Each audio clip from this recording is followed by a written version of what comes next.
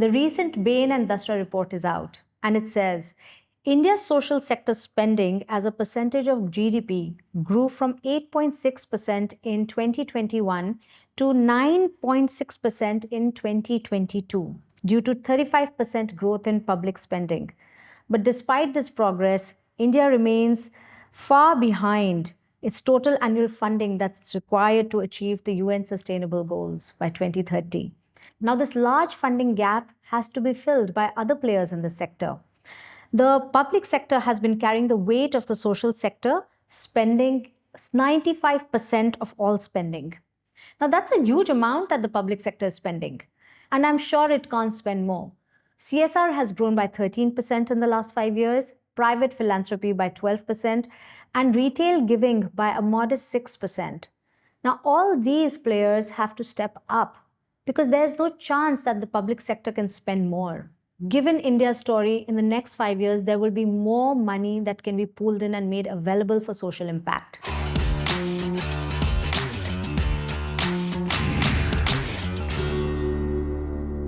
We have with us Soumitra Pandey today, who has been in the corporate sector for more than 20 years. He then moved to the social impact sector by setting up Britspan in India. And then he moved on further to set up his own impact organization named India Impact Sherpas. So welcome, Soumitra. Welcome to our show. And that's really, really rich experience. I'm just curious to know what made you move from the corporate sector to the social sector, and also like your experiences with Britspan and now with being, the founder of an impact organization. Would love to know more. So firstly, thanks for having me here. It's a great honor and privilege to share, what has been actually a very fascinating journey. In the corporate sector, it was a long journey. You start with as the flunk in chief, and then you become, I became a partner and then a practice head, 15, 20 partners reporting into me, a team of hundreds of people. And then something happened where I actually started working in the space of, working for our clients that were in the metal industry and mining industry, and spent a lot of time in the mining heartland of India. And that really shook me up, because it's not that in Bombay, prosperity and poverty doesn't exist, side by side. But in these spaces, the abundance, the natural abundance and the richness of what the nature provides, and the human misery, the way they exist cheek by the jowl, it was very, very jarring for me. And I said, there has to be something that needs to be done. And I need to do something about it. And that's when, I thought a little bit about it. It's not that, you take decisions overnight. And I found myself, for 3-4 years doing nothing. And that's when I decided that this planful, which is what I've been, taught and teaching my clients all the time, that this very, very planful way will not work. So I just gave up my job without knowing what I'll do. And that's where I learned just creating space for nature to bless you, or for the universe to bless you, is very, very important. Serendipitously, actually, Britspan happened. It's a fine organization, probably one of the best in terms of service to and advisors to the philanthropy and the social impact sector. Right. And I'm glad and really fortunate that they selected me, who had actually zero experience in the space of social impact, to help set up the practice in India. After Britspan, you've set up India Impact Sherpas. And what is that all about? You're a social impact advisory, because donors may not necessarily always understand what the entrepreneur or the organization needs. And an entrepreneur organization may feel frustrated with donors because they don't quite get where they're coming from. This is a very common problem I've seen. Absolutely. I think the struggles are at multiple levels, right? I think the first struggle is one of, is there a matching of intent on both sides? Right. Right? Because when you're working on social problems, these are very, very complicated problems, and the resources that you're putting to address those problems may be a large part of what you have, but in proportion to the problem that you're solving, they're very, very limited, right? And therefore, a lot of times, the solutions either are known but many times they are not known, right? And therefore, I think the matching of intent, saying that this is the problem that we are going to solve, and both of us know that this is where we are putting our time and effort. The donors, largely their capital, the doers, their life and the time and and everything that they have, the passion.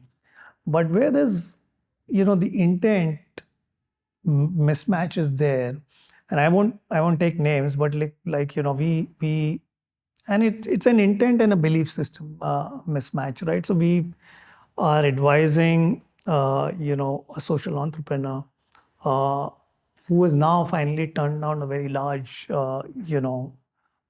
funding check that they were going to get.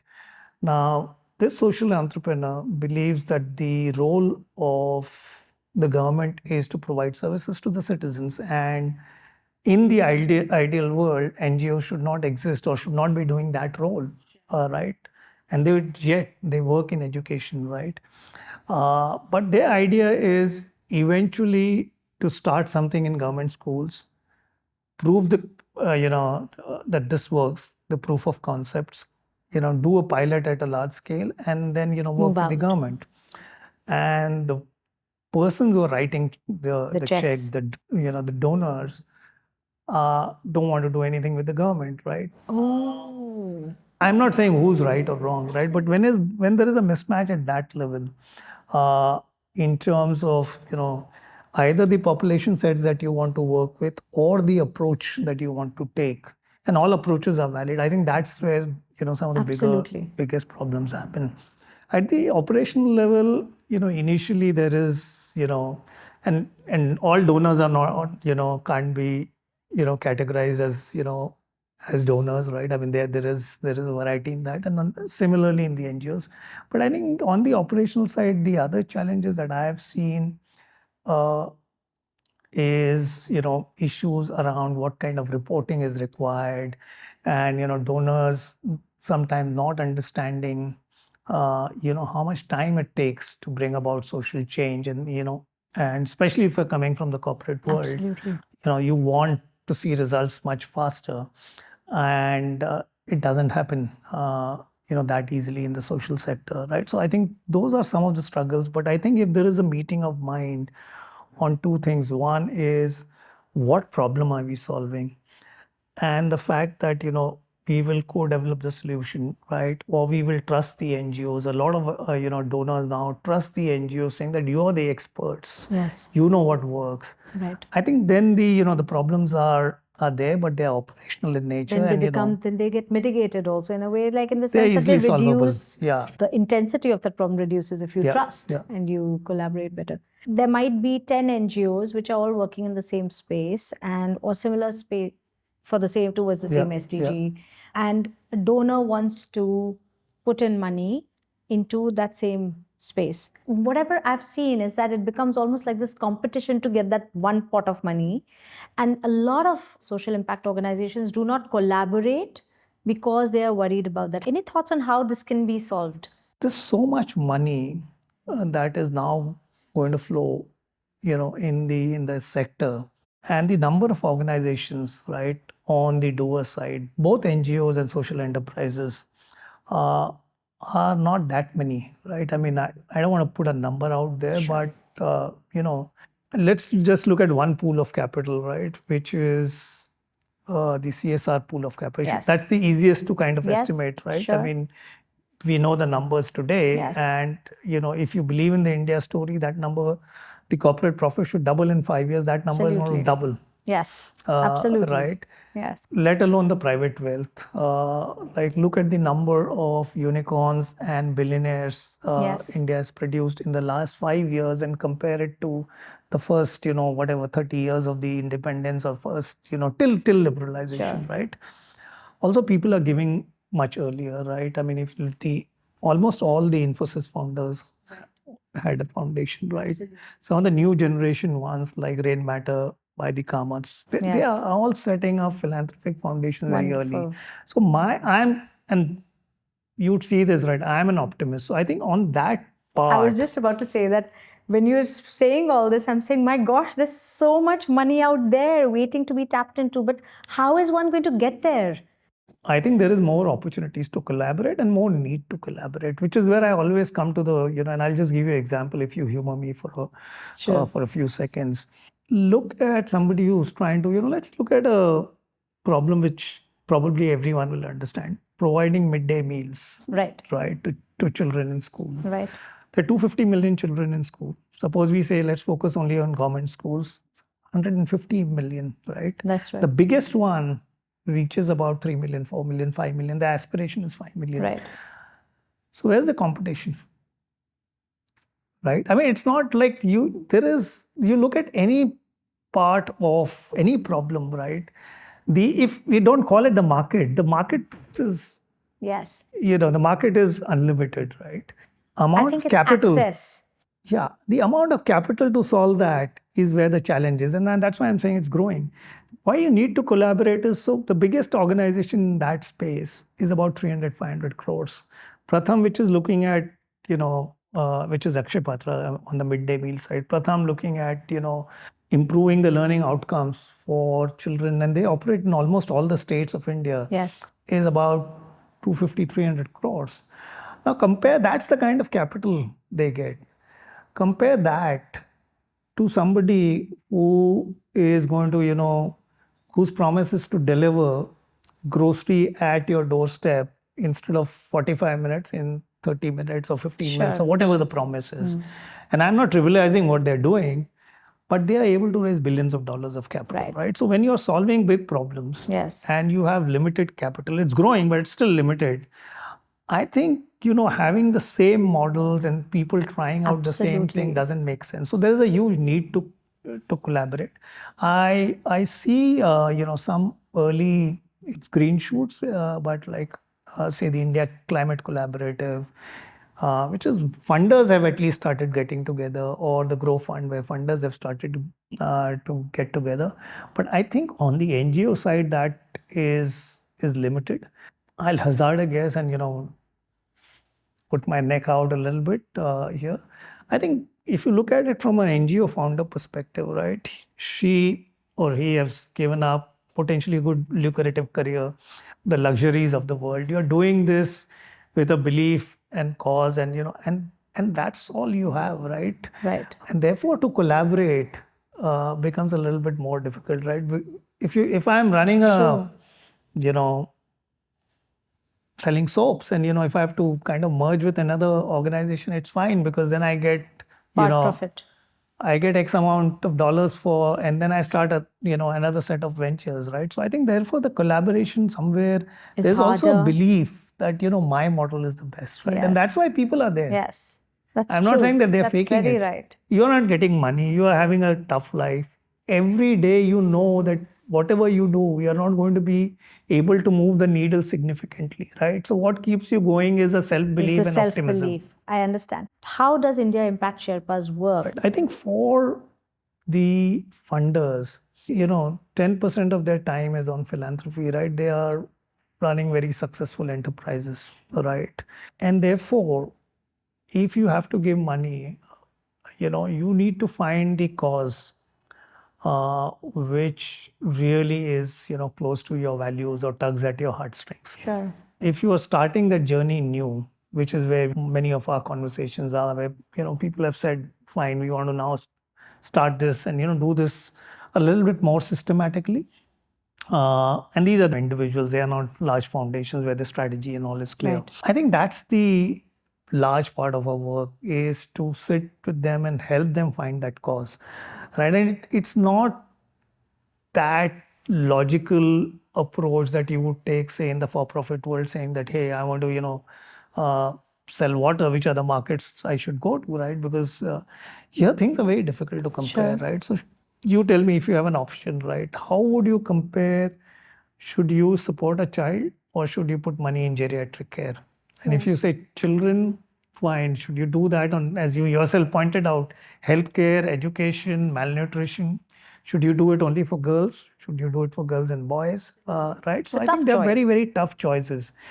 And the outcomes that, outcomes take a lot of time. So unless until you're committed, chances are people write a check or two and then they don't see the outcomes, they are not, then therefore they kind of move on. So I think that's the first thing, is to really help them find the anchor. Right. I think on the NGO side, we are advisors, we are mentors, we are cheerleaders, all, put together.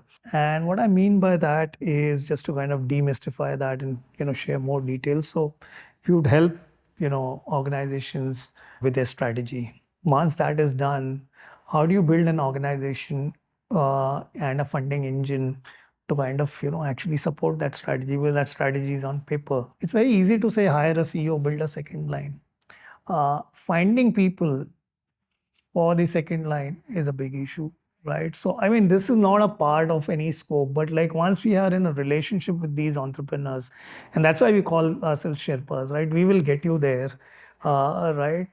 Irrespective, I mean, then there's no scope saying that this is not in scope. So, I have last week done 2 or 3 interviews for potential CEO candidates where you can imagine an NGO leader actually doesn't have too many, a founder doesn't have too many people in their organization who can interview a potential CEO candidate. Absolutely.